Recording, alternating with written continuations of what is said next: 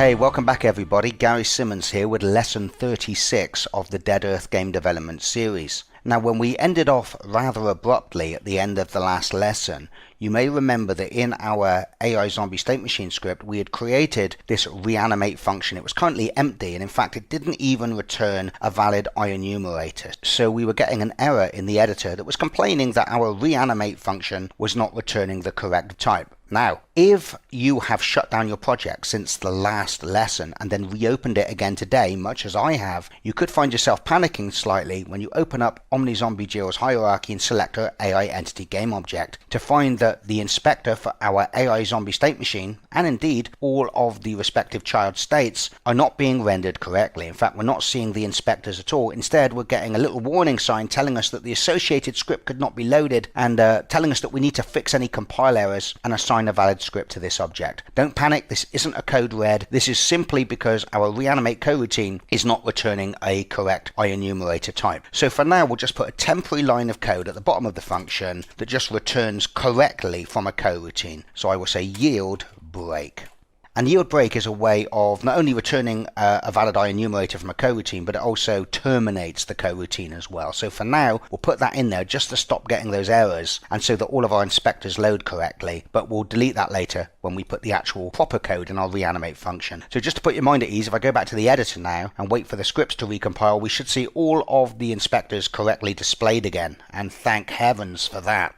Okay, so we don't need any verbose introduction to this lesson. We just want to dive straight into the reanimate coroutine and carry straight on from where we finished off at the end of the last lesson. You will remember that the reanimate coroutine is actually called by our take damage function when the take damage function has determined that the character has been damaged in such a way that it should be ragdolled. And the take damage function will have taken care of ragdolling Jill, and then it's called this coroutine to essentially start the reanimation process. So the first thing we'll do at the top of this function is we will just check that our zombie is in the correct state to be reanimated. Now you will remember that we created this AI bone control type enumeration. And when the character starts off, it is in the animated state, describing that our bone hierarchy is being fully controlled by the animator. And when the zombie is ragdolled, we set the bone control type to ragdoll. So if I go down to the take damage function, just to remind you, there you can see, just before we call the coroutine, we make sure that the bone control type has been set to ragdoll. So in our coroutine,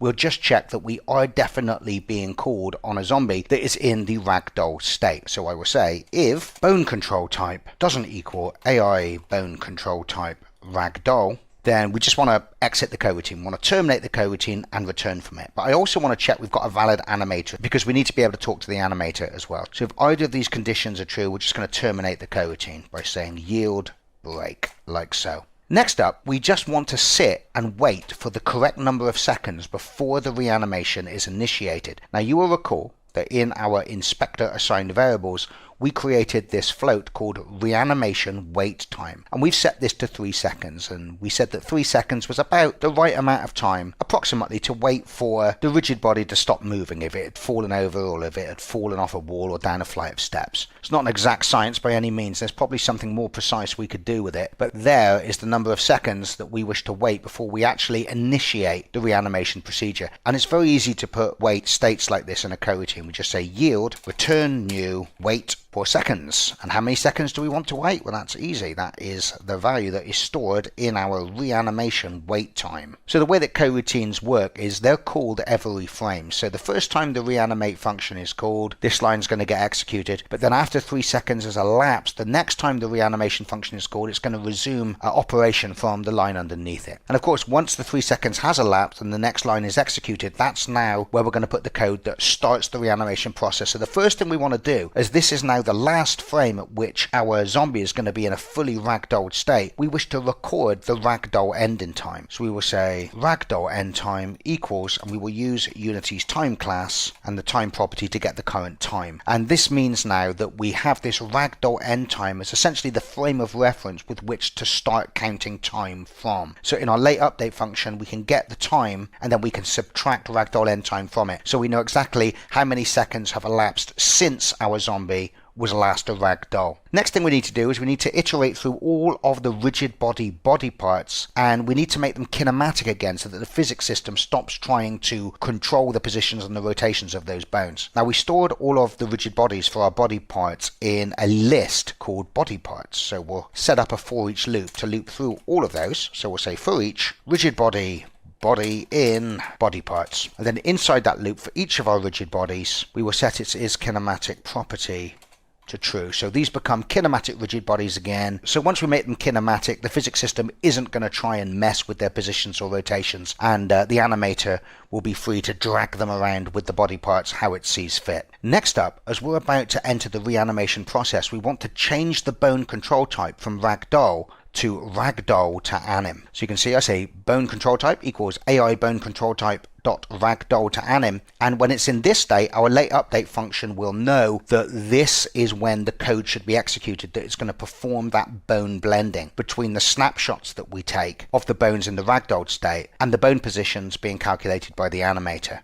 Next up, we want to iterate through all of our body part snapshots. So I'll say for each body part snapshot in body part snapshots is what I call the list. Now remember, each of our snapshots contains a reference to the transform that it's supposed to represent. So the transform of all of our body parts at the moment are in the ragdoll pose. So we just want to grab their position, their rotation, and their local rotation and store them in the appropriate variables of the body part snapshot object. So we will say snapshot.position equals snapshot.transform.position, and then we will say snapshot.rotation equals snapshot.transform.rotation, and then finally snapshot.local rotation equals snapshot.transform.local rotation. So as you can see, all we've really done here is, because the body part snapshot stores a reference to the transform that it represents, is we've just fetched the position, the rotation, and the local rotation of the transform as it currently is now in the ragdoll state, and we've stored them in the snapshot member variables, so that later on in the late update function we know exactly what position this bone was in when it was last a ragdoll. And of course the actual transform itself in the late update function will actually contain the position and the rotation of the local rotation of that same bone, but as the animator wants it set, and we can blend between the two. Okay, so before I carry on, I'm going to pause the video and I'm going to put some comments in here. Okay, so there we are. So just to paraphrase, I will read my comments out to you roughly so you understand where we are so far. So first of all, we only reanimate if we are in the ragdoll state. Otherwise, we just bail out of this coroutine. It's obviously been called incorrectly. Next up, we're just going to wait for the desired number of seconds before we carry on and initiate the reanimation process. Next up, we record the time at the start of the reanimation procedure. We then set all of our rigid bodies back to being kinematic. We put us in reanimation mode, and then we record the positions and the rotations of all the bones prior to reanimation. Now, one of the things I said in the last lesson was that we were going to need to record the position of the head and the feet, or at least a position midway between the 2 feet of the zombie while it was in the ragdoll pose. And that's because later on in the late update function, we're going to use these positions to create a quaternion that will tell us how much we have to rotate the parent game object when we move it to the position of the ragdoll, so that we can get the animation of our character in roughly the same position and orientation as the ragdoll. So given our list of bones, how do we know which is the head and which is the feet? Well, in the case of the head, we actually know this already because we have rigid bodies on our important body parts, and furthermore we have our head tagged with the head tag. But that doesn't help us get the feet, does it? Because we haven't tagged our feet with any special tag. Well, fortunately, we don't need to use any of these methods to get the head and the feet because we're using a humanoid avatar, and the animator has some very special functionality that applies to humanoid avatars, and that's one of the reasons why this reanimation system only works with humanoid avatars. And if I go to the Unity documentation and look under the scripting reference for the animator, you will see that it has a function called getBoneTransform. And this function will allow us to retrieve any of the bones of the humanoid character, and we just have to give it a member of the human body bones enumeration. As you can see, all of the major body parts are there, so we just have to pass in left foot if we want to get the transform that represents the left foot bone, the right foot to get the right foot bone, and of course we have the head bone here, so we're going to want to fetch those 3. And we also want to fetch the hip bone, but we don't have to do that because we already have a reference to the hip bone. We assigned that manually in the inspector to our root bone variable.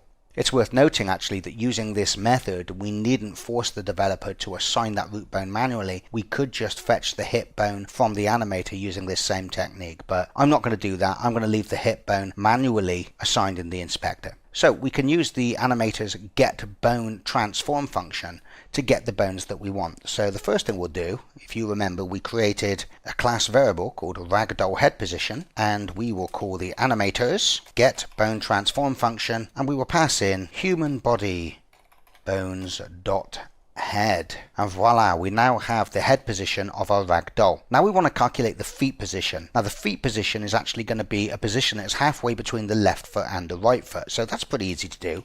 We can just do ragdoll feet position equals, and then I'm going to wrap this in parentheses. I'm going to say animator dot get bone transform human body bones dot left foot, and then I'm going to add that onto animator dot get bone transform human body bones dot right foot. And of course, if we get the left foot position and then add that to the right foot position and then multiply the result by 0.5, dividing it by 2, we get a position that is midway between the left foot and the right foot. Exactly what we want. So let me put a comment in there saying record the ragdoll's head and feet position. Next up, we will re-enable the animator. Remember, we've already set all of the rigid bodies back to be kinematic, so we can enable the animator now and let the animator take control of our bones, or at least let the animator think it's got control of our bones. But as we've discussed several times, in the late update function during the blend period, we are actually going to create the bone positions ourselves by performing that blend. But we still want the animator to do its thing and calculate its bone positions and think that it's in control of our character.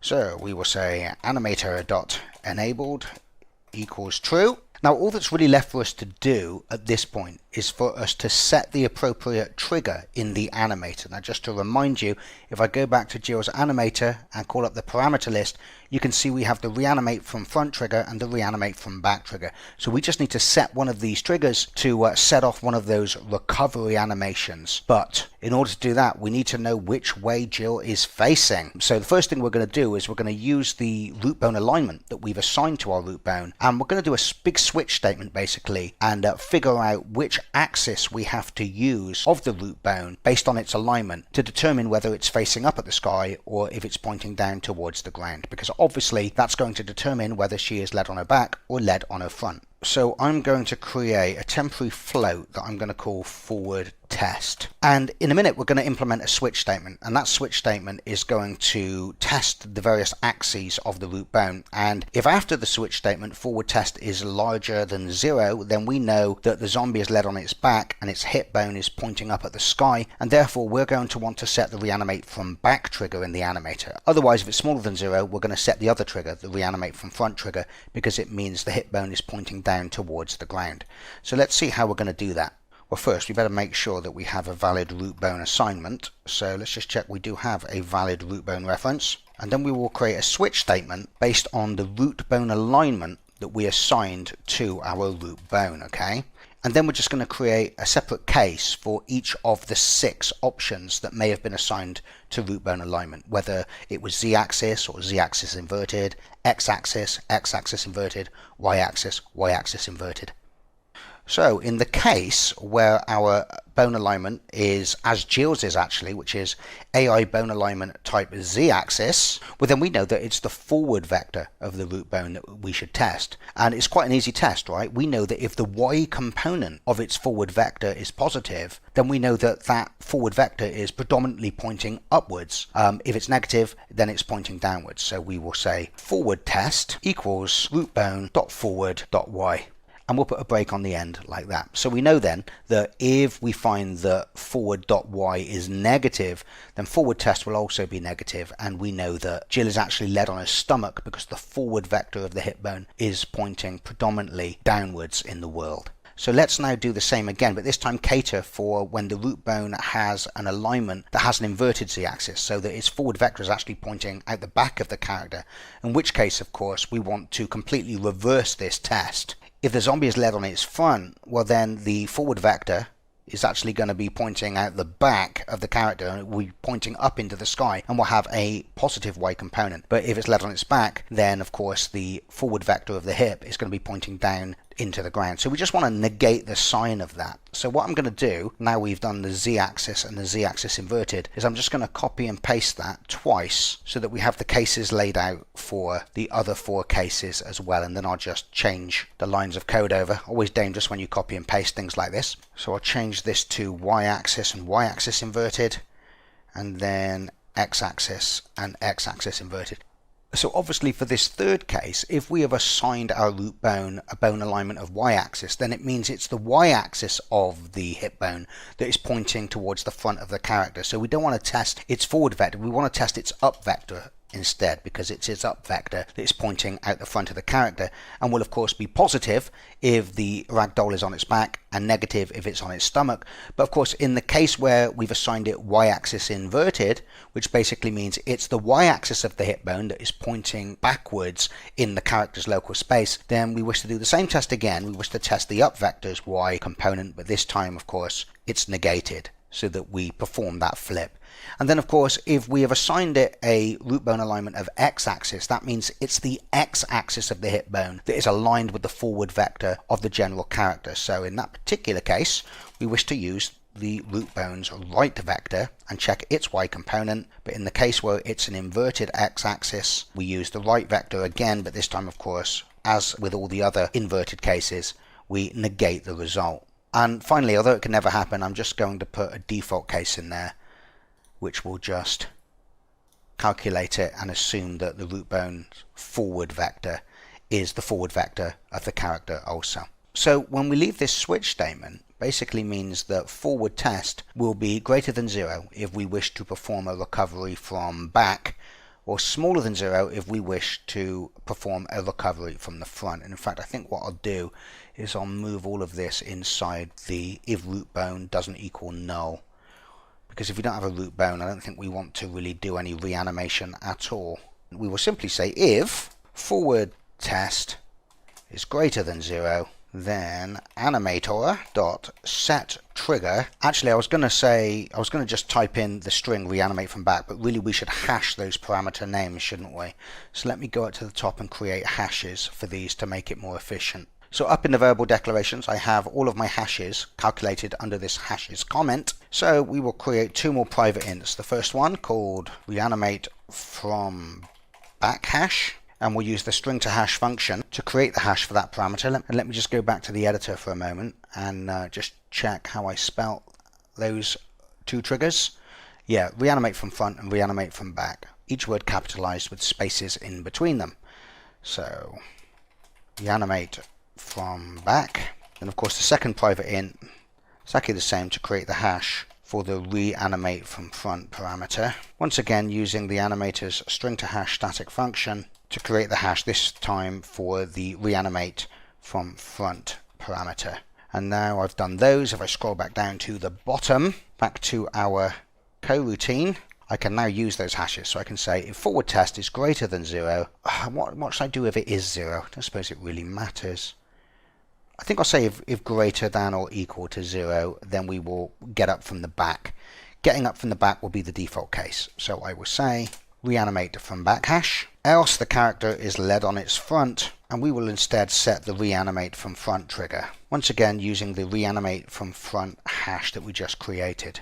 And now that's our coroutine complete. We've done everything we need to do to initiate the blending procedure. We've started up the animator again. We've made the bones non-physics controlled. So the animator now thinks it's got total control of the character and will start calculating the transforms for those bones. And now in the late update function, we're going to intervene in that process during the blend time to lerp the bone position. So I can now get rid of this temporary line that we put at the bottom just to stop us getting errors in the editor. And that is our full reanimate coroutine. So let me save that off, check I haven't got any errors. And I have got some errors. Let's see what I've done wrong here. Oh, what an idiot. Obviously, ragdoll head position and ragdoll feet position is a vector. I'm after the position. I'm not after just the transform. And here I'm actually trying to add 2 transforms together, which obviously is not going to work. So I have to make sure that once I get the transform for the head, I get its position and assign that to ragdoll head position. And in these parentheses here where we fetch the transforms for the left foot and the right foot, I also need to make sure that I fetch the position property there too. Like so. save that off and see what other errors I have. Okay, I gotta be honest, I expected more, but that seems to be okay.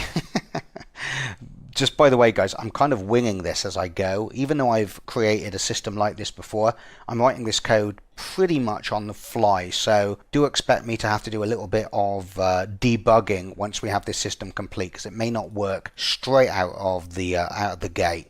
Okay, so what we want to do now underneath our reanimate coroutine is we want to implement the late update function of monobehavior. Remember, this is another one of Unity's magic functions, which is going to be called every frame by the Unity game engine. But like we said, the great thing about late update is it comes after the update function. And in fact, when the late update function is called, the animator has already updated all the bone positions, and that's vital in order for this system to work. Actually, I'm going to make the late update function a protected virtual function, so that if we derive anything from AI Zombie State Machine, it has access to that base class function but can also override it. And I think with the IEnumerator, I'm also going to make that protected as well, so that any derived classes can call the reanimate coroutine.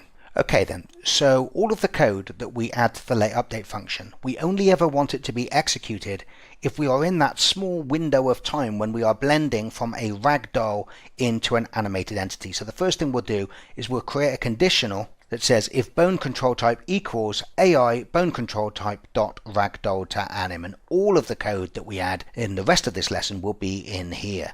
So if the late update function is called when we are either in just a ragdoll state or if we're in a fully animated state, the late update function will do nothing at all.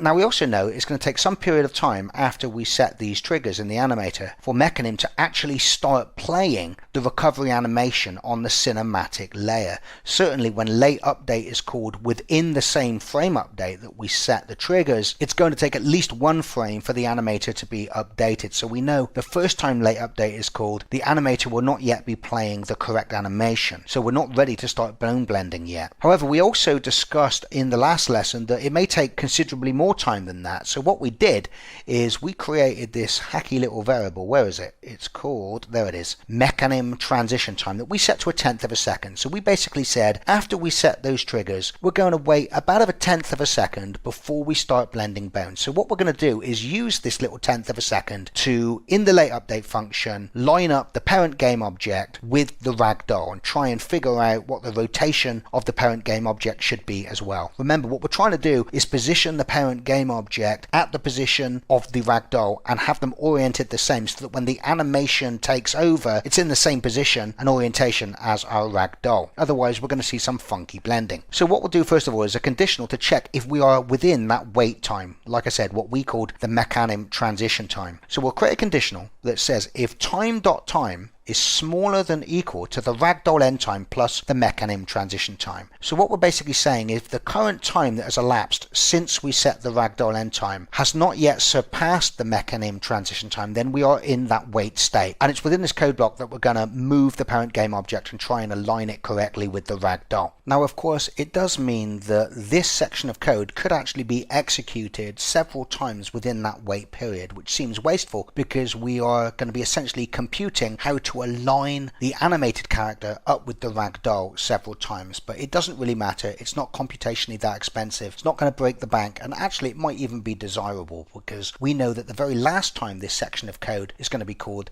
the animated character is actually going to be playing the recovery animation, so we're going to get more accurate alignment. So what do I mean when I say the animated character versus the ragdoll character? Well, remember, by the time we enter this late update function, the animator will be in control of our bones. And we also said that the late update is called after the animator has updated all the transforms. Therefore, when this late update function is called, our character is no longer going to be a ragdoll. Behind the scenes, it's already going to have snapped back to the position of the parent object. And of course, we showed a demonstration of this in the last lesson when I moved the game object up into the air and we still saw the ragdoll fall onto the ground and move some distance away from its parent object. So behind the scenes, even though we can't see it yet because the frame hasn't been drawn, we know that our character's bones have now all been moved moved to a completely different location to where they were when it was in the ragdoll state, and they're now moved to whatever animation is currently playing at the position of the parent game object. So we need to create a vector now from that game object, from the animated version of the character to the ragdoll character, or at least where it used to be before the animator snapped all its bones away to a different location. So now you know why we had to take a snapshot of all the bones of the ragdoll. So we're going to do that by creating a vector from the hip bone of the animated character, which is now of course just the root bone of our skeleton because it's been updated by the animator, to the hip bone of our ragdoll that we recorded in the coroutine. So I do that by creating a local vector through which I call animated to ragdoll,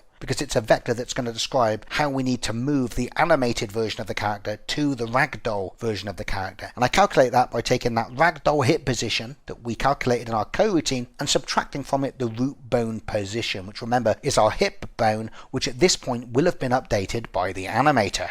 So once we have that vector, we use it to calculate what the new position of our zombies transform should be. And when I say the zombies transform, I'm talking about the AI entity game object that is the parent of the entire hierarchy. So we will say vector3 new root position equals the position of the transform currently, which may be nowhere near the ragdoll, and we add on to that our animated to ragdoll vector, essentially sliding our parent transform along that vector to the location of the ragdoll. Now this new root position that we've calculated isn't actually the position we want to place the character at. It's not accurate enough on the y-axis. It basically tells us how we wish to position our game object on the XZ plane, but all we've really done is just moved our parent game object to the position of the hip bone when the hip bone was in the ragdoll state. And of course, depending on how the ragdoll ended up, it might have ended up in a big bundle of bones on the floor with its arse sticking up in the air, and therefore the hip bone could have been hovering a few feet above the ground, and we certainly wouldn't want to position our character so that it was hovering above the ground. So what we need to do now that we have the X and Z position computed correctly is we need to essentially calculate the altitude of the character. We want to place it on the solid object that is below this point. So what we'll do is we'll cast a ray down from this new root position to try and find the highest piece of solid geometry that exists underneath it. And once we have that intersection point, the height of that intersection will be the new Y component of our root position. Now we need to be careful when we're casting rays down because we only want our ray to intersect geometry. And at the moment in the editor you can see we have several different layers that our ray could collide with. If we pull down the layers drop down, we've got things like the AI entity layer, the AI entity trigger, the AI trigger layer. We've got things like AI body parts, and we've also got those target triggers that we use for setting the destination to our next target. And we have to be careful because if we call up the physics manager by going to project settings and physics, you'll also see that we have ticked queries hit triggers. So any rays that we cast will also return positive if they intersect any of those triggers. And of course we've got lots of triggers being used by our zombie, and when we have lots of zombies in the scene and when we have the player in the scene with all of its triggers as well, we don't want to be getting any false positives. So what we need to do is say we only want it to intersect layers that are considered to be on the geometry layer. Now of course the problem with that is if we look at the layers at the moment, it's not too much of a problem because all of our geometry is just on the default layer. But of course, as we flesh out our game, we're probably going to have different layers that we also have specialized geometry on. So the best thing for us to do, I think, is to add a new member of type layer mask to our AI zombie state machine so that we can, via a drop down in the inspector, set what we consider to be the geometry layers so that later on, when we add more layers that contain solid geometry, we can always add those to the layer mask as well. So what I'm going to do is I'm going to go up to my variables. I'm going to create another serialized field, and this time it's going to be of type layer mask, and I'm going to call this geometry layers, and we'll set it to 0 by default. If I save that off now and go back to the editor, we should see at the bottom of our AI zombie state machine inspector we now have a layer mask where we can tell our code what layers we wish it to consider geometry for that ray casting operation. Now at the moment everything is turned off, we're not casting against any layers, so we're just going to set it to the default layer, which in our scene is the layer that contains all of the regular geometry that is considered to be solid surfaces. But of course later on, if we add additional specialized layers for other types of geometry, we can also tick those here in this geometry layers layer mask. So now that we know what layers we wish to cast the ray against, we can go back down to our layer update function and we can perform a raycast, and we're going to use the physics class's raycast_all function, which actually returns an array of raycast hit structures describing all the things that the ray has intersected, because it may intersect several types of geometry. If you imagine, for example, that we killed the zombie on top of a crate, when we cast the ray down from the hips, it would intersect the crate top. It would also intersect the floor that was underneath the crate. And in that case, we want to make sure that we choose the highest surface, so it's actually the surface on the top of the crate, not the surface underneath the crate, that we move our zombie to. So we'll create a new local variable of type raycastHitArray. I'll call this hits, and then I will call the physics class's raycast_all function. And as the first parameter, we pass in the position we wish to cast the ray from. So that's going to be our new root position. And as the second parameter, we need to pass the direction. So that's just going to be vector3.down, which is basically just down the world y-axis. As the third parameter, we wish to specify the length of the ray. So we'll just pass in float.maxValue. Yeah, why not?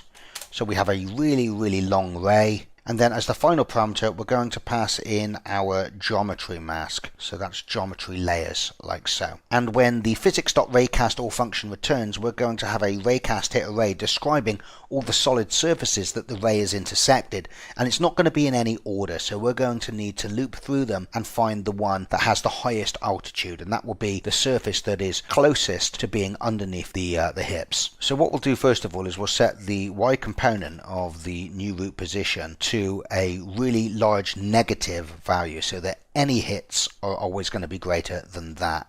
So we will say new root position.y equals float.min value, like so. And then what we'll do is we'll loop through that hit array and test each hit. Each time compare the y component of the position of the hit against what we currently have stored in our new root position's y component. And if we find one that is larger, then we're going to store that and make that the new y component of the new root position. So we'll say for each raycast hit in hits. And what we'll do as well is we'll just make sure, although this should never happen, that the thing that we've hit isn't a child of our zombie. If you imagine, for example, that our zombie was carrying a gun or was wearing some armor that had been assigned to the default layer, then there's a chance that that ray could intersect a part of the zombie's own body. So we will say if hit.transform is child of our transform, actually we want to say if it's not a child of our transform, then we will process it. Otherwise, we won't step into this conditional and we'll just skip this hit because it's not one that we care about. And we'll say new root position.y equals whatever is the maximum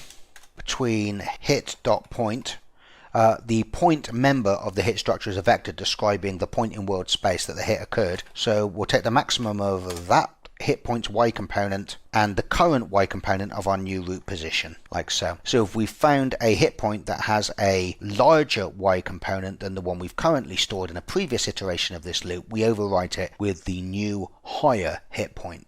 And when we exit this for each loop, we should have found the highest collision that happened with our ray that was underneath the hit bone.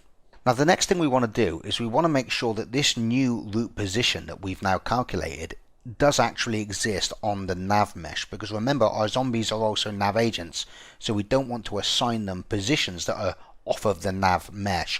Of course, this could happen if your level has been designed in such a way that your zombie has actually been able to fall off of the nav mesh. We want to make sure that we snap it back onto the nav mesh, or otherwise the nav system is going to be getting in a right mess, throwing out all sorts of errors and acting in all kinds of undefined ways. And Unity's NavMesh class has a sample position function that returns a NavMesh hit object, and the sample position function is just given a world space position and it will return to you the closest position it could find to the position passed in that is a valid NavMesh position. So because the NavMesh's sample position function returns an object of type NavMesh hit, we'll create a local variable of that type, NavMesh hit. Why is that red? Oh, I'll tell you why it's red, because I updated my version of Unity, and in the newer version of Unity, when you're using the nav stuff, you have to include Unity engine.ai. That should have gone green now. Yes, there you go. So nav mesh hit, and we'll call that nav mesh hit, like so. And then we'll use the nav mesh class's sample position function, passing in as the first parameter the source position, which is our new root position. As the second parameter, we will pass in that nav mesh hit, which is going to be an out parameter. The function is going to fill out that nav mesh hit object that we send into the function. And as the third parameter, we just need to pass in a distance. This is like a radius for the nav mesh to perform a search within. The sample position function will be quite expensive, so we don't want that radius to be too big. We're really just making sure that if the root position that we calculated was underneath or above the nav mesh or whatever, that we make sure it's snapped to the nav mesh. So I'm just going to pass in a distance of 2 to search, and as the area mask we can specify that we only wish it to search certain types of nav mesh areas, but we're not going to use that. We want it to search the entire nav mesh, so we will pass in nav mesh all areas, like so. So when this function returns, the nav mesh hit structure will contain a possibly modified new root position, so we just want to assign that now to the transform of our game object. So we will say transform dot position equals nav mesh hit dot position. And what I should probably do actually is I should probably wrap that in a conditional, because the sample point function returns true if it was able to modify the position and find a valid point on the nav mesh, but if it isn't able to find a point on the nav mesh, then it's going to return false, and the nav mesh hit structure will probably contain just some really bogus nav mesh position vector, and it'll probably cause nan errors or inf errors or something like that. So if for whatever reason it's unable to be put back onto the nav mesh, our zombie can probably still stay there ragdolled, and we won't execute this code, and we'll just try and go with the new root position and see how it gets on with it. But this is just like a little bit of safety to try and make the system a little bit more robust. So we now have our game object moved to the position of the ragdoll and correctly positioned, hopefully, on the geometry that was underneath the ragdoll's hip bone. But of course, we need to orient the game object so it's also facing the same direction as our ragdoll as well. So to do that, we will do the following. We will first create a vector from the feet position to the head position of the ragdoll.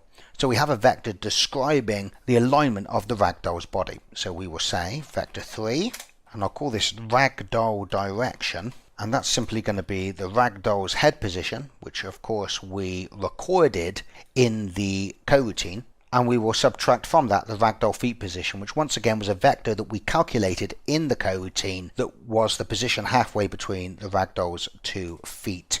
And then what we're going to do is we're going to fetch the head bone and the feet position from the animator as well. So we now have 2 vectors. We have a vector describing the alignment of the ragdoll's body, another vector describing the alignment of the animated character's body, and then we can essentially create a quaternion that describes that rotation, and then we can rotate our game object around its y-axis by that amount. So we only want this to be a rotation around the y-axis. So what we'll do is we will zero out the ragdoll direction's y component, right? We'll just set that to 0 like so, so that we don't create a quaternion that's going to pitch the character up and down. We don't want to rotate it around its x-axis or rotate it around its z-axis. We simply wish to rotate it around in the xz plane.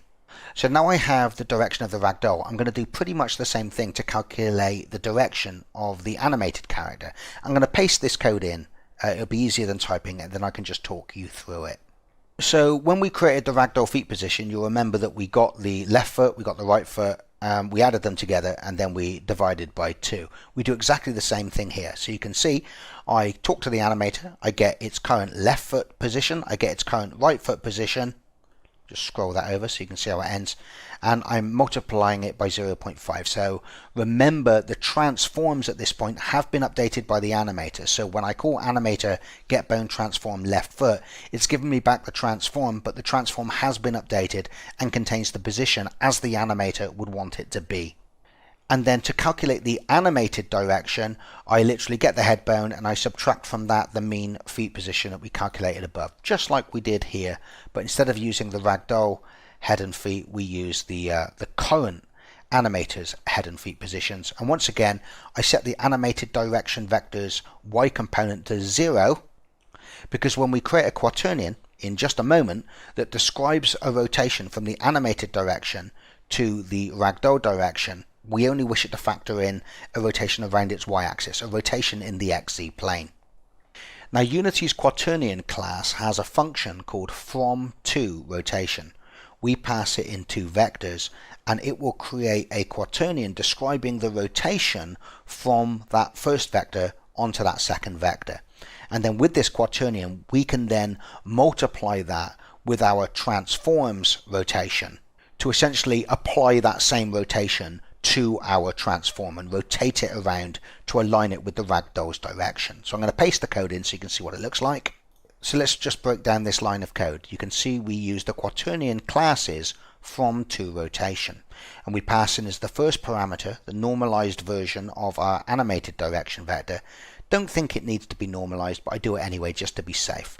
And as the second parameter we pass in the ragdoll's direction, once again normalized, and this is going to return a quaternion that essentially describes the angle of rotation that needs to be applied to rotate the animated direction around to face the ragdoll's direction. And once we have that quaternion, we can multiply it with our transform's rotation to apply that same rotation to our parent transform, essentially rotating our transform around from its current direction to face in the ragdoll direction. And that's pretty much all that's involved in making sure that while we're waiting for the animation to play, while we're chewing up that mech-anim transition time, that we have our game object correctly positioned and oriented, ready for bone blending.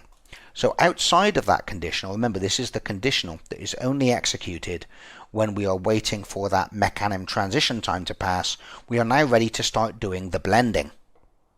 Okay, so next up it's time to create that t value, that blend amount that is going to be in a 0 to 1 range, which is going to describe the proportion at which the ragdoll bone positions and rotations are blended with the animated bone position and rotations. Now remember, our snapshots store all of the positions and the rotations in the ragdoll, and because the animator is active now, the transforms of our hierarchy contain the positions and the rotations that the animator would like the bones to be set at. So we're going to create a float, and I'm going to call it blend amount. And the first thing we need to do is get the number of seconds that have passed since we started this reanimation procedure. Well, that's easy. We just get the current time, and then we subtract from that ragdoll end time that you will remember we recorded in our coroutine. So then what we have is just the number of seconds that have passed since the ragdoll end time. And then once we have that, we just simply divide it by our reanimation blend time, which is the total amount of time that we wish the blend from ragdoll to animated to take. Now we always want this value to be in the 0 to 1 range as it's being used as a t value in an interpolation. So we will also wrap all of this in a mathf clamp01 function call, like so. Okay, so this nearly gives us the t value we want, but not quite. We have to bias it slightly by the mech-anim transition time. Now to understand why this is necessary, remember this code here, which positions the parent game object and aligns its orientation, etc., is only executed when we are waiting for the mech-anim transition time to expire. In other words, when we're waiting for the animator to start playing our recovery animation. However, this code out here is outside of this code block and therefore is going to be executed not just once the mech-anim transition time is over, but also while we're in the mech-anim transition time. Now when we are within the mech-anim transition time, we don't really want to be trying to blend towards the animated versions of the bones because they might not be set up correctly yet. The animator may not have transitioned to our recovery animation. So what you're probably thinking we could do is just put a little if statement above here that says if we are within the transition time, then just exit from the function. But we can't do that either because remember, the animator has updated the positions and the rotations of our transforms, quite possibly incorrectly at this point. So we can't just not do anything. What we need to make sure that we do is while we're in the mech-anim transition time, we must always lock it so that we're always using the ragdoll bone positions until we're ready to lerp and slurp towards the animated bone positions and rotations.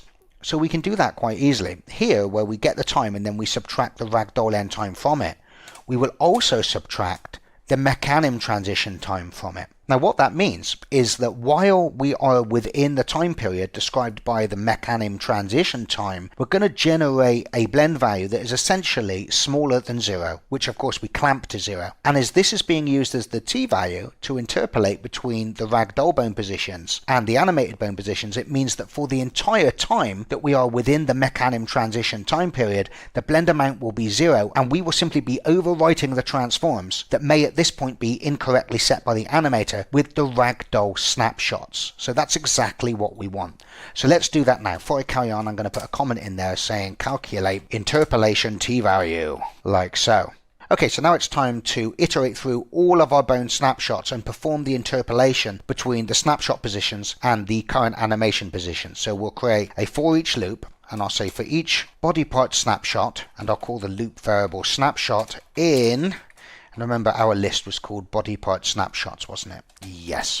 Now the first thing we need to do is examine if the bone that we are currently processing in this loop is the root bone. The root bone has to be treated slightly differently from the rest of the bones because all of the other body parts are children of the root bone. So when we move the root bone, all of the child bones will move with it. So all we really need to do for the child bones, and in fact all we want to do, is simply interpolate the rotations. But in the case of the hip position, which may be slightly misaligned from the animated hip position, we don't just want to interpolate the rotations, we also want to interpolate the position of the hip bone so that it gradually moves towards the hip position as described by the animator. So we'll first check if the current bone that we are processing is the root bone. So we will say if snapshot.transform equals root bone. Well then first we will calculate the new interpolated position of the root bone. So we will say snapshot.transform, which is just another way actually of getting the root bone. But the only reason I'm doing it like this is because I think it ties in better with the rest of the code that we're going to write. And it just goes to demonstrate that the transform stored in each of our body snapshots is the actual current bone position that has been set by the animator. And we're just going to overwrite now the position in the transform. But of course in this particular case I could have also just said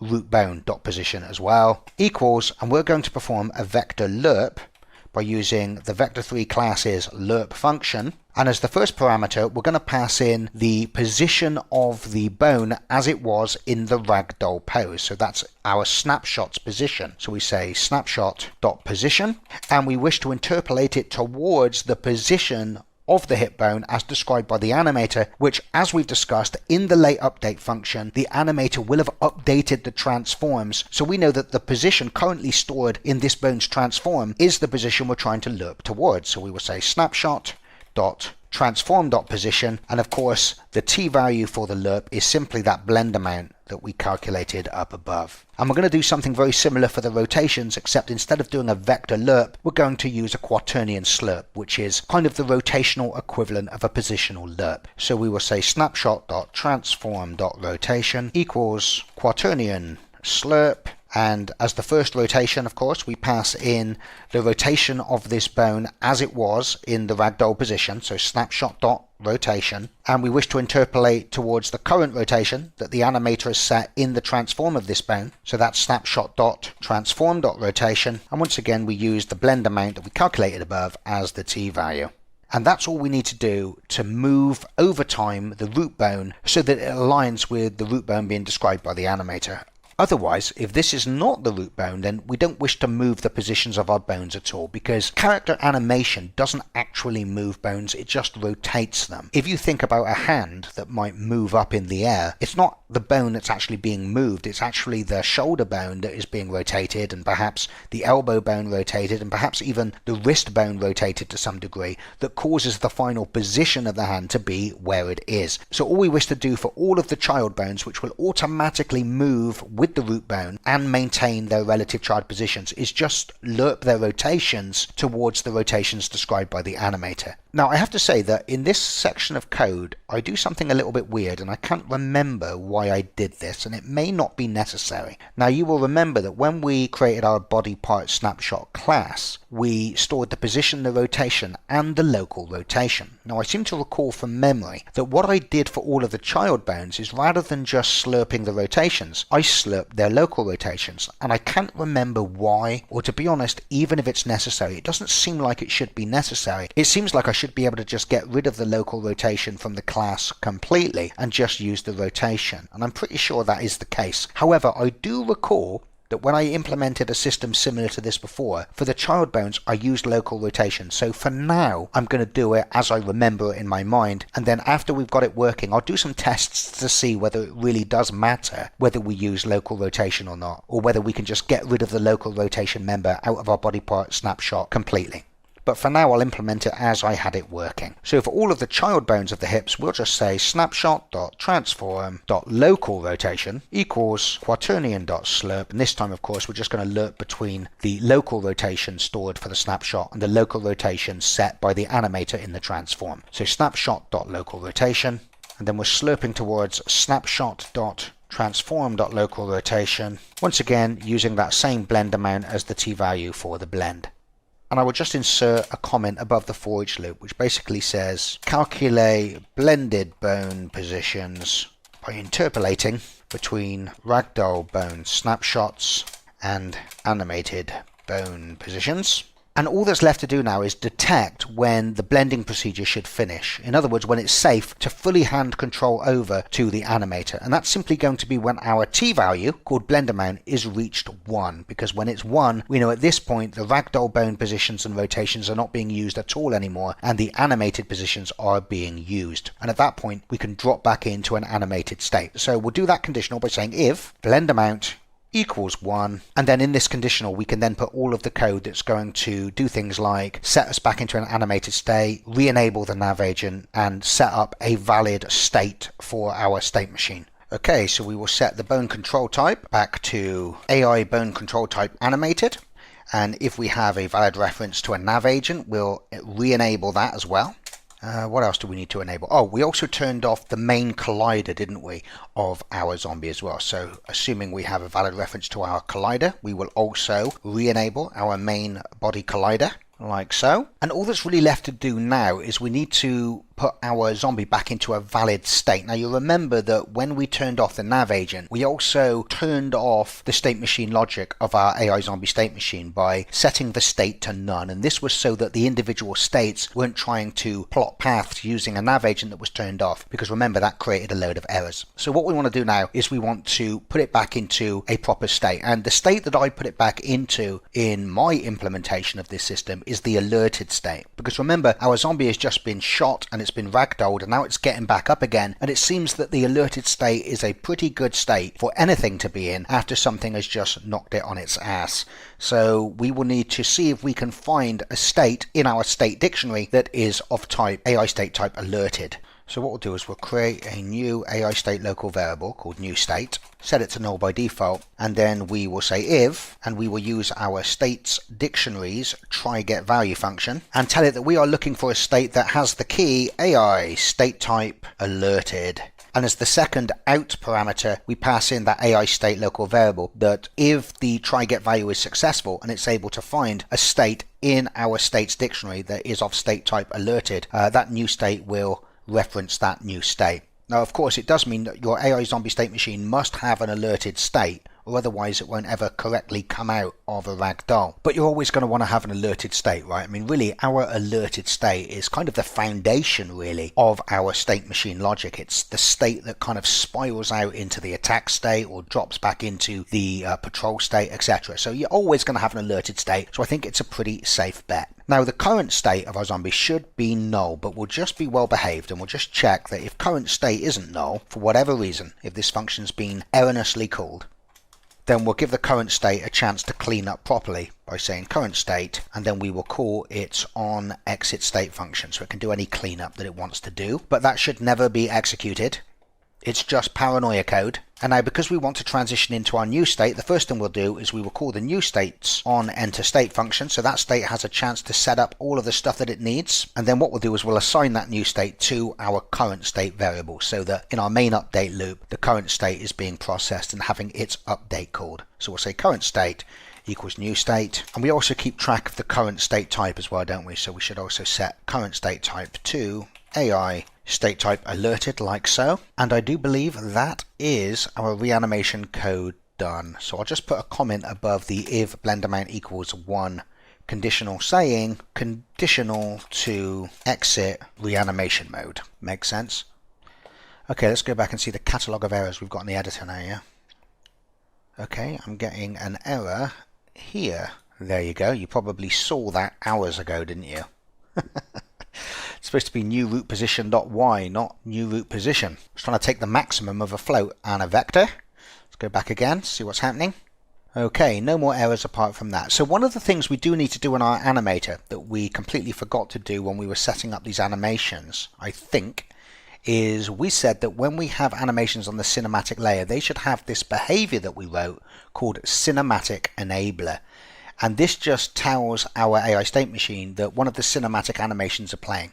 And this is quite important because whenever we shoot a zombie, when it has the is cinematic boolean enabled, we always want it to ragdoll. So if it was playing the reanimate from front animation and it was only halfway through getting up onto its feet and we shot it again, we want to instantly ragdoll it. We definitely don't want it to go from a position where it might be on its knees to play one of our step back animations, because that would look really weird. So all of these animations need to have the cinematic enabler on them, and we click the on enter boolean in the cinematic enabler script so that when we enter this animation state, is cinematic boolean inside our state machine is set to true. So we need to add that to each one of these.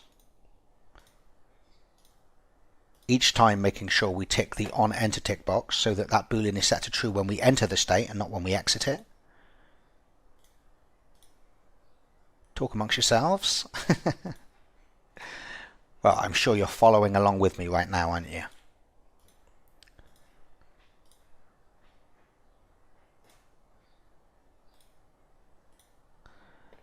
So let me just go over those again and just check I've added a cinematic enabler to each one of those recovery animations. You can see actually as we enter our empty state, you can see that we set the cinematic enabler to false. That's why we have the on exit ticked. We don't have it set for eating, but we don't need to have it set for eating because we have a separate is feeding boolean which also ragdolls it, so it's not really that important. Okay, I've got no idea what's going to happen when I run this code, but I'll tell you what's definitely not going to happen. It's not going to work correctly, I know that, because I've written a lot of code and it's completely untested. So let's press play and see what happens. I'm going to keep the scene view on as well so we can see what's going on. So here she is. I'm going to shoot her in the back. She goes down. So far so good. Oh. Well, shit. I wasn't expecting much, but I was expecting more than that. Look, if you look in the inspector here, it looks like our zombie has been moved to some like really far out location. We got an error here saying due to floating point precision limitations it is recommended to bring the world coordinates of the game object within a smaller range. So I guess zombie Jill has just been transported somewhere a very, very long way away. What on earth could that be? It can only be in this section of code here where we essentially move the game object to the ragdoll's hip position. Wait a minute, hang on, let me just go and check. Okay, I found the first problem. Okay, so in our reanimate coroutine, you can see that we store a snapshot of the head position of the ragdoll and the feet position of the ragdoll, but when we defined our variables, we also created a variable called ragdoll hip position, which I am using in my late update function to calculate that movement vector, the vector with which to move the parent game object to the ragdoll's position. Problem is with the ragdoll hit position is I actually forgot to set it, so it's just got some invalid value. It's essentially an uninitialized variable. So what I need to do is I need to go up here in the reanimate function where I store a snapshot of the ragdoll's head position and the feet position, and of course I also need to store a snapshot of the ragdoll's hip position, which of course is simply our root bones position, like so. Okay, so let me save that off, and hopefully that's going to stop our... what have I done? Oh, I'm having a good one here, aren't I? Put a minus sign instead of a equal sign. Okay, so let's clear the console window. Let's go in for round 2, shall we? Shoot her down. I'm also looking in the scene view so I can see what happens. Okay, so we saw that the game object got correctly moved. But you can see that when she's reanimating, Her alignment is wrong. She's actually buried in the ground. Let me just...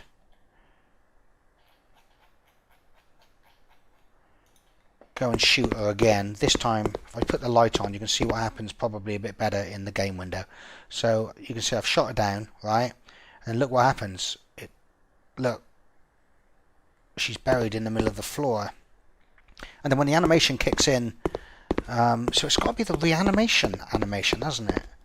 It can't be anything else, because when she went back into a walking state, she was correctly at the right altitude again.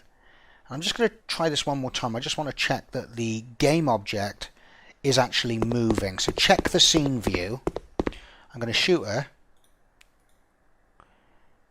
And we should see the little game object. Yeah, it does snap to the position of the hip. So this has to be a problem with the animation. It has to be the reanimate from front and the reanimate from back. Let me look at them in the inspector by double clicking on the animation. Pressing play. Oh look, you can see what it is. As the character gets up onto his feet, you can see that the origin of the game object kind of stays at the waist height.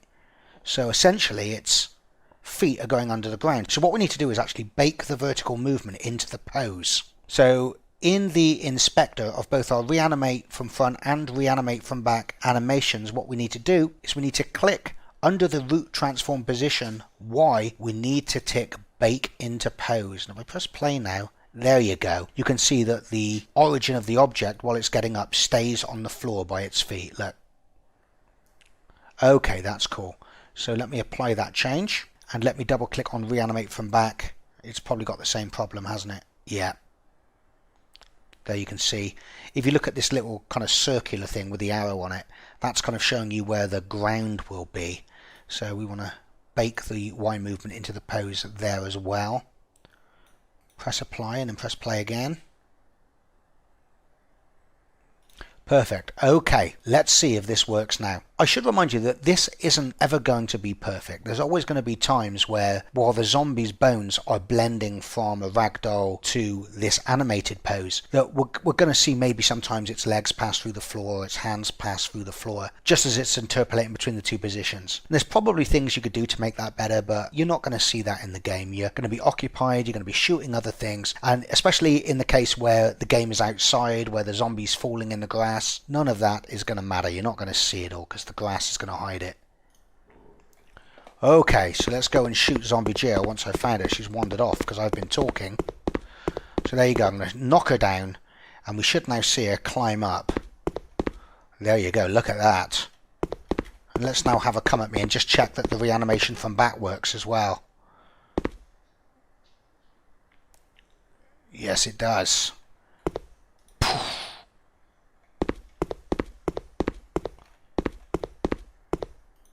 And you can see, because I've got cinematic enablers on those animations in the cinematic layer, that even when I knock her down, when she's trying to get up, she always still ragdolls. So you can see it's not perfect, but I'll tell you what I do think is a problem at the moment. And I think we've got a little bit too much slack space, because look, when she stands up, she waits for quite a long time before she goes into the alerted pose. So what I'm going to do is I'm going to call up the reanimate from front animation, and I'm going to just scroll along its timeline till it's about 3/4 of the way up. You can see the last kind of third of the animation, it's just stood there doing nothing, and we want it to, from about here, be blending into the alerted state. So what we'll do is we will trim it. So we'll bring the end of the animation in, and we'll cut the last little bit of it off so that there isn't so much space at the end of that animation where it's just stood there doing nothing. Yeah, okay, and I'm going to do the same for reanimate from back as well. So probably about there, maybe a little bit before. And once again, we'll bring in the end marker, yeah, to about there. Click apply, and what we should see now is when we run this again and shoot Zombie Jill over, we should see that she doesn't stay sort of stood up very long once she reanimates. There she gets up and she's straight into the alerted state. Perfect. Let's try that again. Knock her down. See her climb up. Come on, Jill. She gets up. Oh yeah, and she's coming straight at me again. Perfect. So you can see that's pretty much our reanimation system done. Like I said, if in a situation like this, you might see the legs go through the floor a little bit. But hey, I don't think that's really going to matter in a proper game, do you? And if it does, there's probably some other things you can do. You can do a little bit of IK on the feet or the hands. Try and keep them above the surface. Not a simple thing to do though. Yeah, this seems pretty stable. Okay, so our reanimation system is done. That was a pretty hard ride. So I think what I'm going to do is I'm just going to go back to our code. And remember I said a few moments ago that I have this local rotation that I'm using for the snapshots. And I'm not sure it's totally necessary. I can probably just use the rotation, in which case I can get rid of the local rotation out of the body part snapshot class altogether. So let's just see if there's any problems if I just use the world rotations here for the bones. I'm kind of guessing there's not going to be. So I don't know why I ever just used the local rotations for those bones instead of just the world rotations. Unless it was just something I was trying out and then I forgot to put it back in my mind. Okay, so let's see if this works. Yeah, it still works fine, doesn't it?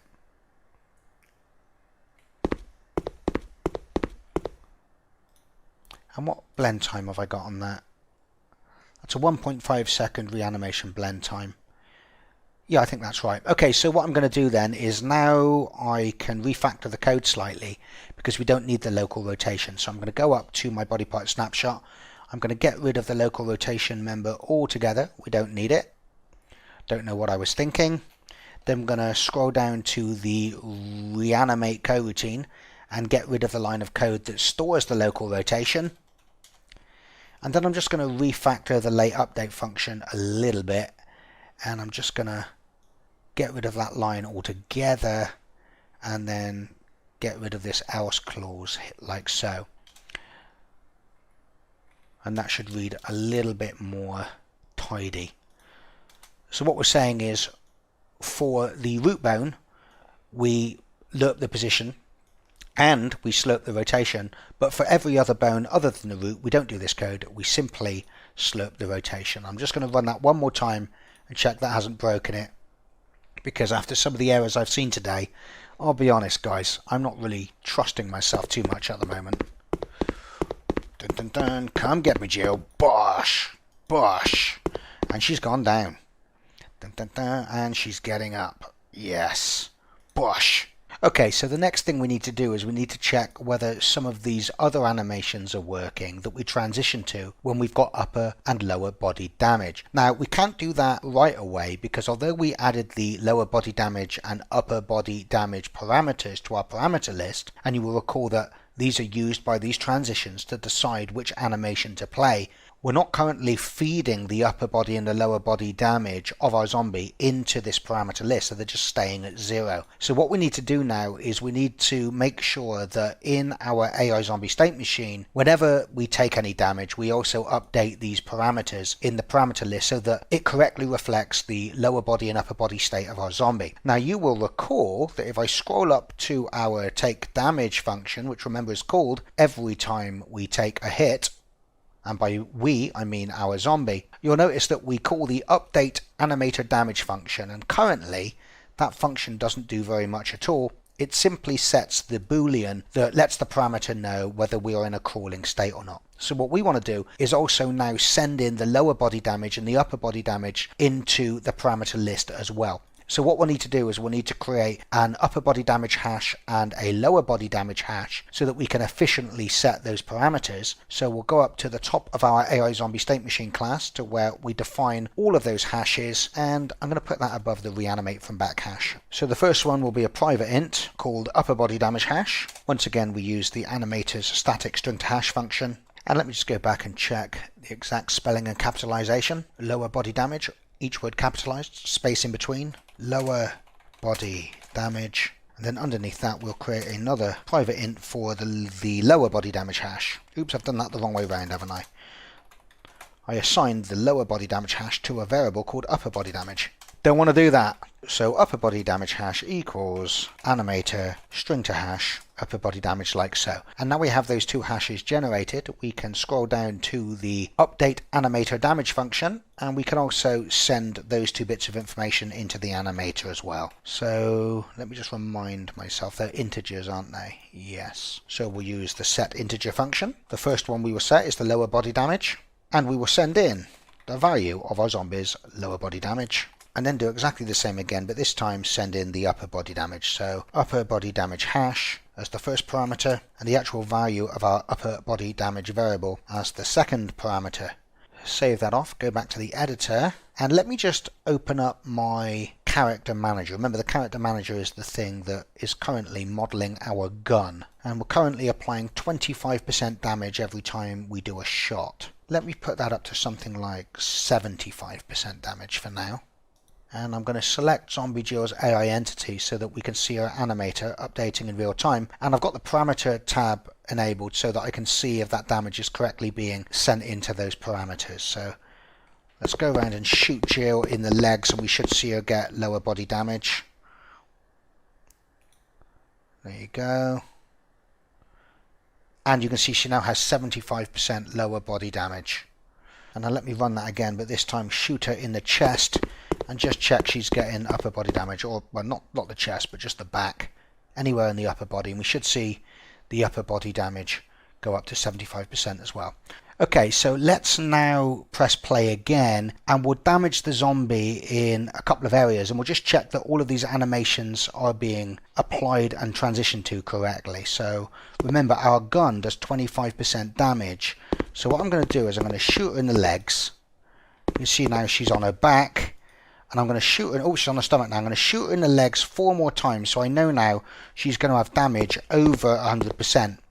And what you can see is when she reanimates, because her legs are totally damaged, she's now transitioned into the no legs front animation. And she can't crawl anymore because her legs are damaged, so all she can do is stay there on the spot. I'll put the torch on, and she's just trying to get to us, but her legs are completely foobarred. She can't do anything to get us. That's pretty cool. So what I'm going to do is, rather than kill her, what I'm going to do now is damage her upper body over 100% as well, by just firing a load of bullets in her back.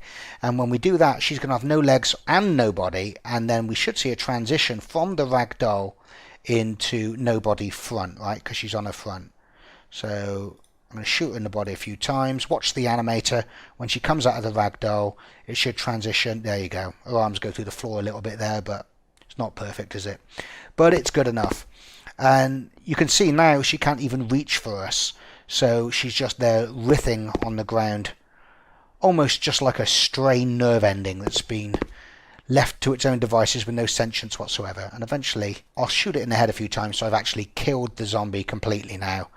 And she shouldn't even reanimate anymore because she's totally dead. There you go. So we can see that the 2 other transitions for the reanimate from front work, where she has no legs and when she has total body damage. So what I'm going to try and do now is shoot her onto her back to check that works. There you go. So let me fire some shots into her legs. I'm trying to get on her back a bit more. And now she can't move, so we should just see her on her back trying to reach out to us with her arms. There you go. And now what I'm going to do, so we can see it transitioned to the no legs back. What I'm going to do now is I'm going to damage her body, and then we should just see her writhing on the spot on her back. So I'll put a few bullets in the upper torso and see what happens. Oh. It looks like Zombie Jill just fell straight through the floor and spat out a load of errors. I think that's probably coming from the nav system. I think I know what that might be. It's not the nav system actually, it's my code, and it's where we calculate the new root position Y component.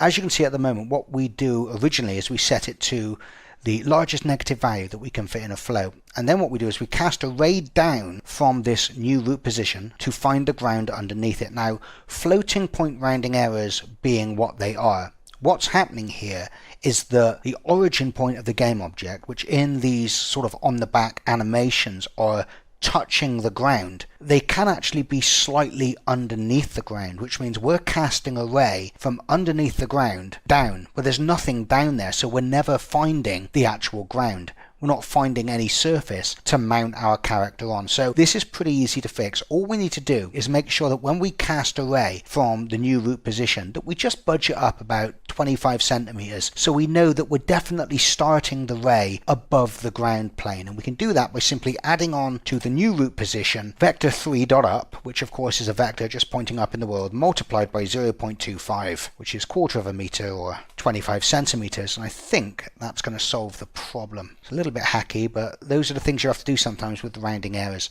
And in fact, although this happened when it was in the no body back animation, this could have actually happened on other animations as well, and perhaps we just didn't see it. Perhaps the conditions weren't right. But if we play this animation, we can see that that little kind of red arrow that's on the circular disc underneath is where essentially the origin of the game object is, kind of like the root bone, if you like, of our game object. And you can see it's mounted on the floor. So if the floating point numbers are just slightly out, then it could be that this kind of point from which we're casting the ray is actually slightly penetrated into the ground geometry, and therefore we're starting the ray cast from underneath the ground surface. And of course there's nothing underneath the ground, so we're not finding a surface to mount it on. Therefore the y component of our position stays at float.min value, which is some crazy large negative value. And of course when we try and move our nav agent and our zombie to that location, it's just too big, and that's why Unity is complaining. So if I press play now, having done that fix, I think we're done. I think everything should work now.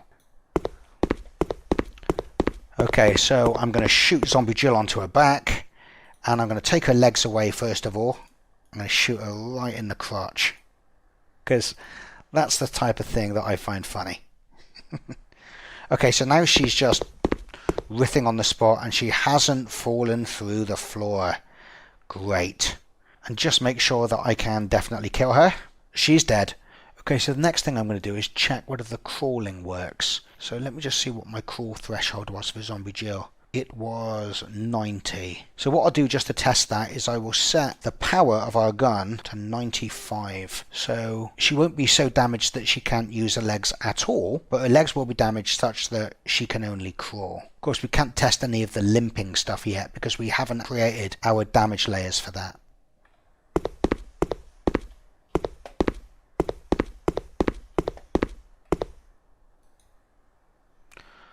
Okay, so I've shot her onto her front. Now she should be able to start crawling now. Well, didn't quite work, did it? It put into a crawler state, but it didn't look like the correct animation got triggered.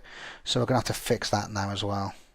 So what we were seeing then is when the crawling boolean was set, the dead to start crawling animation was correctly playing. Just to remind you, it was this one. But what was happening is as the dead to start crawling animation blended into the empty state, of course what this means is it's blending into the animation that's playing on the base layer. Now if you look at our base layer, it's kind of set up incorrectly at the moment. We haven't really implemented the crawling locomotion into our game yet.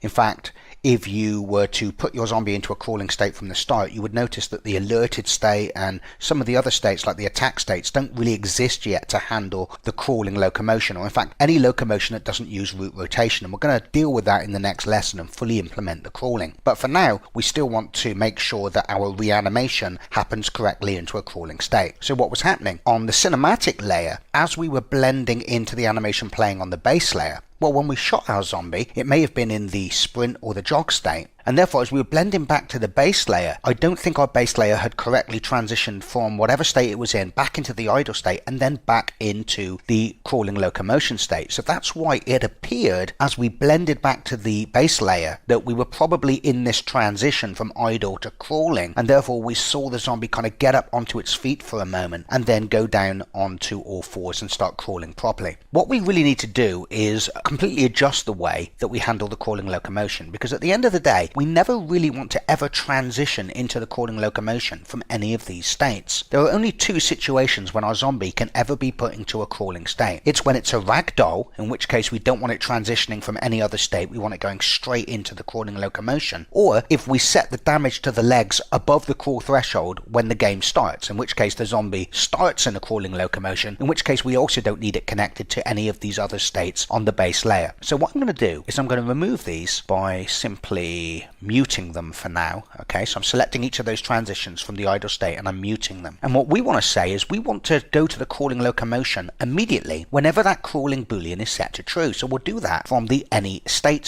So I'm going to create a transition and I'm going to add a condition that says transition into the crawling locomotion whenever the crawling boolean is set to true. And in fact, we know this is going to work, so I might as well delete those other transitions that we've just muted so we can see exactly what's happening. Now at the moment this would cause a problem because the crawling boolean is always set, which means every update of the animator, this transition is going to be invoked again, and this crawling locomotion is going to be constantly being restarted, and we're going to get a very jittery crawling locomotion as each frame the transition is activated again and the timeline of the crawling locomotion is set back to 0. So the first thing we need to do is we need to open up the settings of our transition into the crawling locomotion. We want to make sure that the transition is immediate by setting the transition duration to 0. And what we also need to do is we need to untick this tick box that says can transition to self, because that's the thing that's going to cause the problems. If we turn this off, then what we're basically saying is if the crawling boolean is set to true, then transition into this state unless we are already in this state. If we're already in this state, then ignore this transition. This state is not allowed to transition to itself.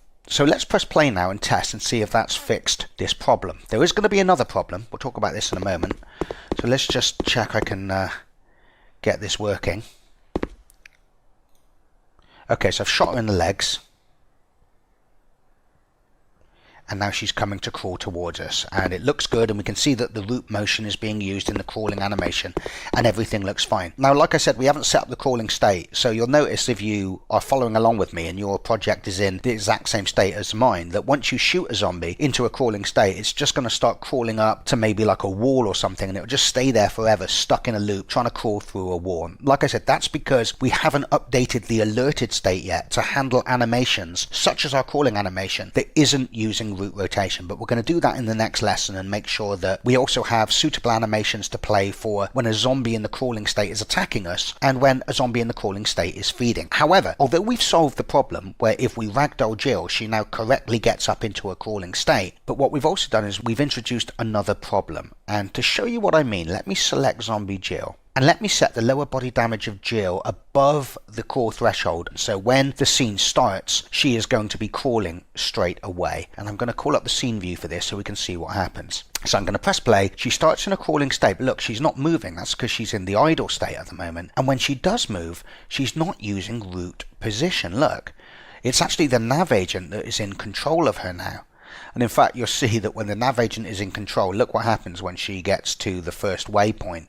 She'll just be crawling backwards. Her root position and the rotation of zombie Jill is not being factored in at all. So look what happens. You'll probably see her come out backwards. And you can see that the movement looks completely ridiculous because it's not using root position. We can see it's just sliding along. So why is this now happening when it wasn't happening before?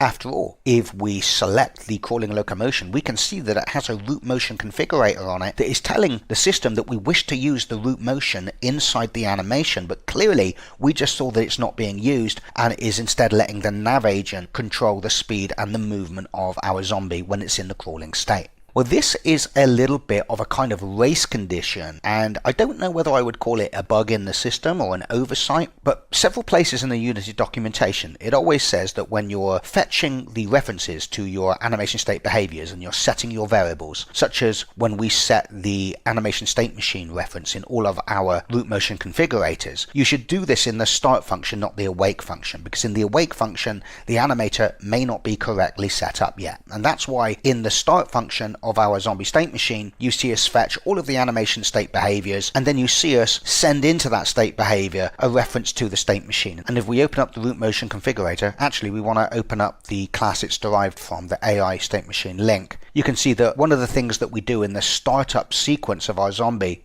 is we make sure that we get a reference to all of our AI state machine link derived scripts on our animation states, and we make sure that this state machine reference is set. Now the problem is that it seems in Unity that when you have a transition such as this from any state, and our default state of course is zombie idle, it seems that this transition is triggered from any state prior to the start function being called. Which basically means if we go back to our root motion configurator, and remember we've got this animator configured so that the default state is the zombie idle state. So what happens is when Unity first configures the animator at startup, it calls the onEnterState function, but we haven't yet set the state machine reference, so this line doesn't get called, which increments the reference counts for root position and root rotation. And then the start function gets called where the state machine reference does get set in our root motion configurators. And then of course the first thing that it does in the next update is it notices that this any state transition exists, and it transitions from the zombie idle state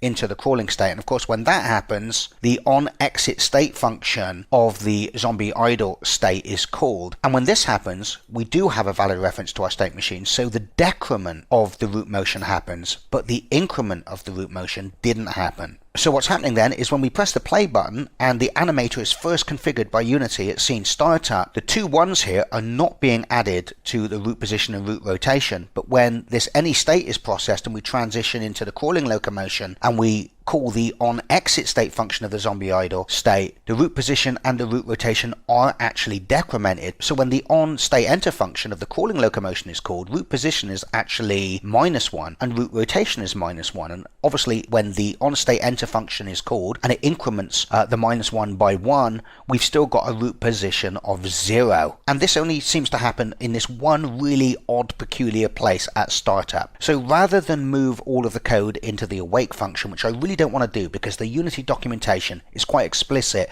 about the fact that you really shouldn't set up your animation state behaviors until after the awake cycle has happened. So what I'm going to do is just put a little fix in the root motion configurator itself. I'm just going to make sure that we don't decrement the root motion request unless we've incremented the root motion request first. So I'm going to create a private boolean and I'm going to call this root motion processed. I'm going to set it to false by default. And then what I'm going to do is, if we do have a valid state machine, which of course we won't have a valid state machine for that very first case that we've just been talking about, then I'm going to say root motion processed equals true. And then down here on the onExitState function, I'm going to say if we have a valid state machine and the root motion request was processed, then we're going to mirror that process by decrementing the root motion request and once again setting root motion processed back to false.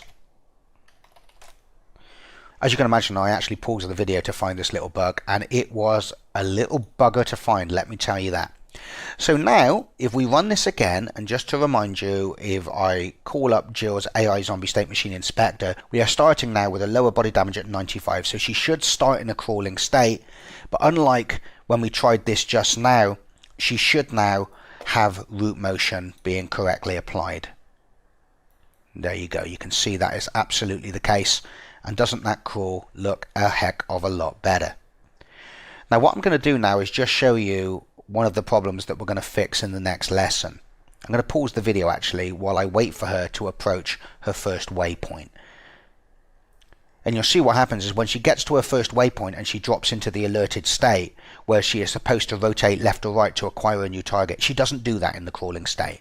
And that's because we haven't added the code yet to our alerted state that handles the case where we're using an animation such as the crawling animation that doesn't have root rotation. So I'm going to pause the video a moment. Okay, so here she comes. She's just about to approach the waypoint where she should turn around and start heading out of the room. But you'll see what happens is she just gets sort of stuck there forever, because there's no logic in our alerted state yet that turns her when this animation is playing, because this animation doesn't have root rotation. So there she is, just spending the rest of her days crawling up against a wall. So we're going to fix that in the next lesson, but for now we should probably just check one final time, now that we've made that tweak, that if we shoot her from a ragdoll into a crawling state, that she does indeed still start crawling. So let's see if she gets up into a crawl correctly. Yeah, she does. Hopefully you saw that. Let me shoot her in the head again, just because I had the light turned off. So we should see her sort of get up from a... I've killed her, haven't I? Okay, let me try that one more time. And I'm going to full screen it with the light on so we can see that this works. So I'm going to shoot her in the head. Once I can get to her head, that is. Okay, so I've shot her in the head, I think. And there you go, she correctly kind of transitioned back into the crawling state. So all is good. And like I said, we also don't have any animations on our state machine at the moment where she can attack us when she's in the crawling state. As you see at the moment, she just keeps crawling towards me. So we'll do that in the next lesson. We'll be dedicated to making the crawling work with the rest of our system. So I'm going to leave it there. Our reanimation system is now fully working. Thanks for staying with me. This has been a tough lesson. I don't know if it's been tough for you, but let me tell you, it's been pretty tough for me. Don't want to repeat this again. So thanks for staying with me. I will see you next time. Bye bye now.